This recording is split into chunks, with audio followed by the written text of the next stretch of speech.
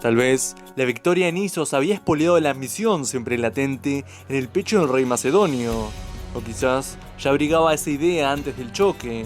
Cuando arengó a sus hombres en Isos, les dijo, según Arriano, que después de esta batalla ya no les quedaría a ellos sino el dominio de toda Asia. En todo caso, los indicios apuntan a que Alejandro entrevió la posibilidad de hacerse con Persia entera tras sus dos resonantes victorias. Era una misión de dimensiones más que homéricas, que no parecía al alcance de un mortal. Pero ¿acaso lo era él? Quizá halló la respuesta en Egipto. A finales del año 332 a.C., Alejandro entró en Egipto. Fue recibido como un libertador en un país donde las rebeliones antipersas habían sido frecuentes. La última había sido aplastada 11 años atrás. En Memphis, la capital, el sátrapa persa Masaces le entregó el país y su tesoro, 800 talentos. Se debate si Alejandro fue realmente coronado faraón en Memphis, lo que pudo suceder a finales de diciembre de ese mismo año. Pero es incuestionable que se lo representó como tal, y se le otorgaron los títulos reales tradicionales, lo que no hubiera sido posible sin el apoyo de la casta sacerdotal egipcia. Después tendrían lugar los dos hechos capitales de la estancia de Alejandro en tierras de Nilo: la fundación de Alejandría, cuyo emplazamiento le fue sugerido al rey por Homero en un sueño, y la visita al oráculo de Zeus Amón en Sigua. Se ha discutido si fundó la ciudad antes o después de esta visita. Lo cierto es que este fue uno de los actos más importantes de Alejandro. La ciudad estaba llamada a convertirse en la capital cultural del Mediterráneo. Su moderno diseño con calles en damero, supervisado por Alejandro, se atribuye al arquitecto Dinócrates de Rodas, cuya gran visión estaba sin duda a la altura de la de su señor. Había propuesto convertir el monte Athos, en Grecia, en una enorme escultura del rey, una de cuyas manos sostendría un lago que vertería las aguas del monte en cascada, mientras que la otra mano albergaría una ciudad.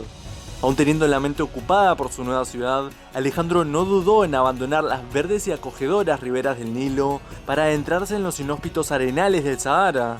Allí había un lugar fascinante. Los antiguos egipcios llamaban a este sitio Sekt Am, tierra de palmeras. Para nosotros es el oasis de Sigua. Allí se levanta la colina rocosa de Agurmi, de 25 metros de altura. En su cima están las ruinas de la ciudadela que acogió el oráculo de Zeus Amón, porque marchó el rey hasta aquel lugar lejano y sagrado. Según Arriano, porque se decía que Heracles y Perseo habían ido hasta allí y él quiso emularlos por considerarse descendientes de ambos.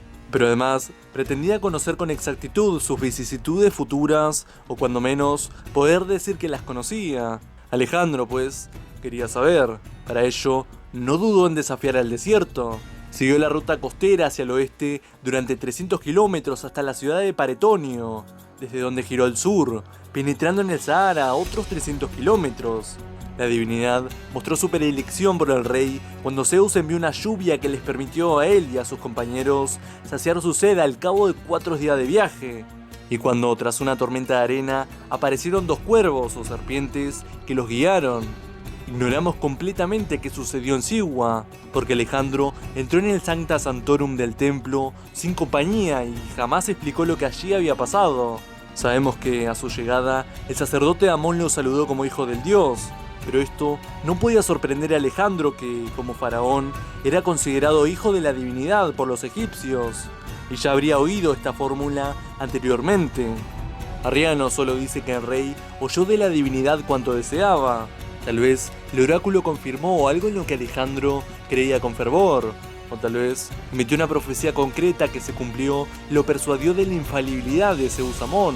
El caso es que Alejandro dejó Sigua envuelto en una aureola sagrada, o cuando menos a sus propios ojos, y desde luego tendría que echar mano de su doble condición humana y divina para imponerse a persas y macedonios en el arduo camino que emprendió en abril del año 331, cuando abandonó Egipto en busca de su destino.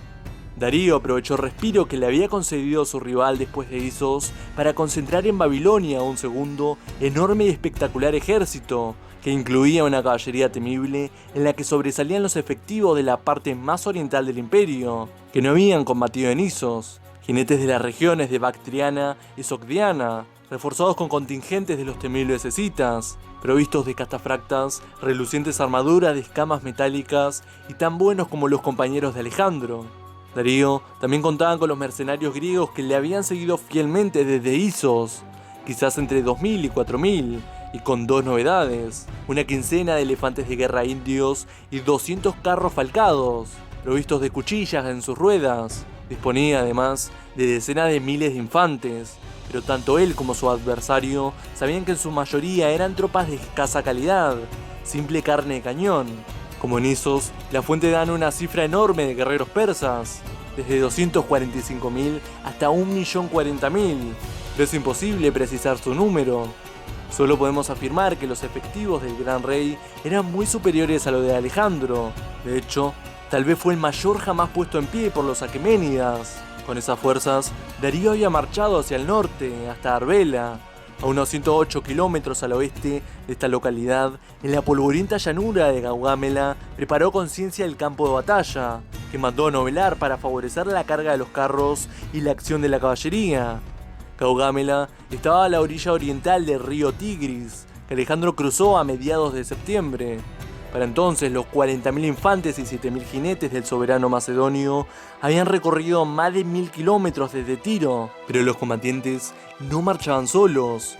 La movilidad y velocidad características del ejército de Alejandro estaban garantizadas por las disposiciones que había adoptado su padre Filipo y que él había seguido sobre la impedimenta del ejército. El padre del rey había limitado drásticamente el uso de carruajes y solo autorizó el empleo de un sirviente por cada 10 soldados de infantería y uno por cada jinete. Esto significa que el número de personas que llegaron a Gaugámela con Alejandro era de al menos 58.000, aunque el total superaría de largo la cifra de 60.000, ya que a los combatientes y sus servidores se les debe sumar el personal de todo tipo que acompañaba al ejército, desde los encargados de la maquinaria de asedio hasta los bematistas, que medían cuidadosamente las distancias recorridas, los burócratas que se ocupaban de la administración de aquel estado militar en movimiento, o los cronistas, los médicos, literatos y adivinos de que se rodeaba el soberano, sin olvidar a los mercaderes que seguían a las tropas para proveer a los soldados de los artículos que precisaran o facilitarles el dinero que pudieran necesitar hasta cobrar su paga. Esa masa en movimiento era esencialmente masculina. Alejandro, como su padre, había prohibido que las esposas y mujeres acompañasen a los soldados, también con el propósito de facilitar la movilidad del ejército.